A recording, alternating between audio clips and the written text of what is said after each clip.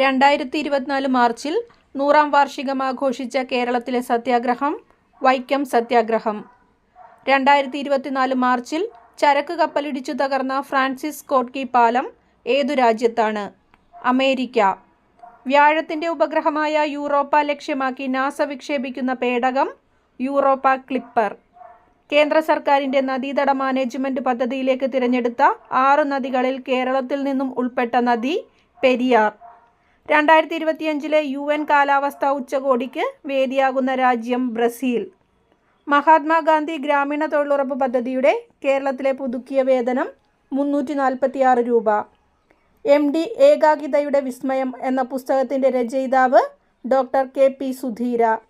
2024 Abel പുരസ്കാരം നേടിയ French ഗണിതശാസ്ത്രജ്ഞൻ മിഷേൽ ഡെലഗ്രാഞ്ച്. Thank U.